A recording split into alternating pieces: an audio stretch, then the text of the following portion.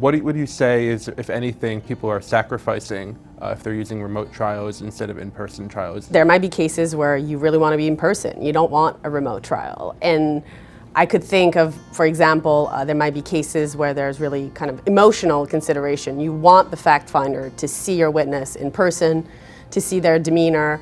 I mean, in the trial I just did, some witnesses were crying. You know, would that have happened if they were sitting alone at home in front of a screen? Is that important? What about if you have a defendant that's maybe not particularly likable on paper, but maybe has a really warm, likable demeanor? You may be sacrificing by having him or her testify in front of a screen instead of in person. In the trial I just did, we had the contrast of, we used videos from the witnesses' depositions, and we had those clips compared to their live in-person testimony, and there was really a big difference. I mean, many of the lawyers observed that they couldn't even recognize the person, or, you know, not necessarily physically, but their kind of demeanor was very different, and the idea you had of that witness was very different by seeing them in person as opposed to seeing the video.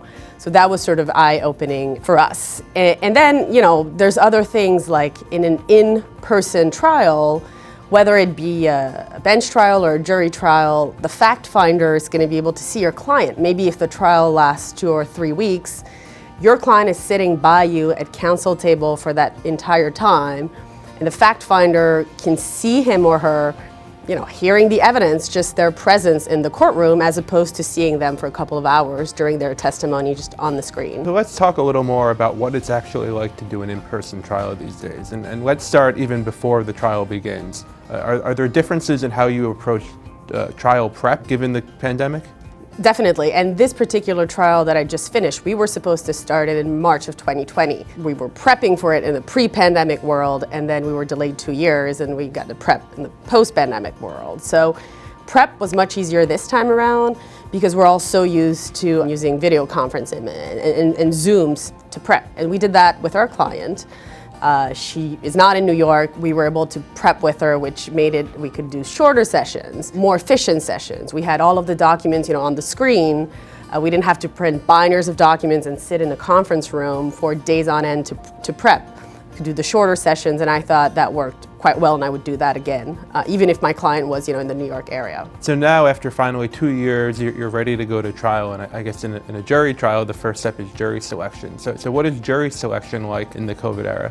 So that was another thing that changed for us, as had been my experience in other jury trials before the pandemic. We were going to select the jury the morning of the first day of trial and go right into trial after we had picked the jury.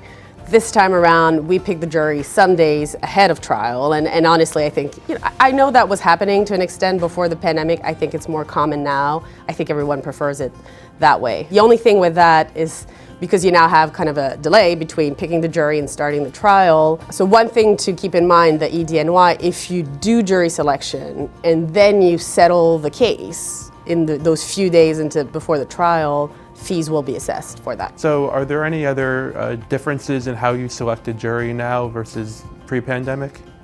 So a few kind of logistical differences, at least in the EDNY, you now select the jury in the big ceremonial courtroom. So the jurors are not in the jury box as we were used to. They're in the gallery in front of you. I mean, it's a much bigger room, and so, you know, which is perfectly fine, but you don't have sidebars during jury selection anymore. So what happens is that this whole thing takes place in 2 steps. After you're in the big room, you have to go in a separate, smaller courtroom, and that's where jurors come in one by one, and they get asked the questions that they normally would have been asked at sidebar. And are there any new substantive considerations in how you would pick, you know, who you'd like to be on your jury? Every lawyer needs to be ready for this question in the post-pandemic era. Would you consent to having a fully vaccinated jury? You need to have an answer ready for that because you may get the question from the court. So now that you've selected a jury and the trial is ready to begin, are there considerations that you have to take into mind with COVID during the actual trial itself? You know, the trial itself actually was, for the most part, similar to what we would have done before the pandemic, except, you know, there are masks for now. We still wear masks. I don't know how long that's going to be around, but there's a couple of other things that I think are going to stay post-pandemic.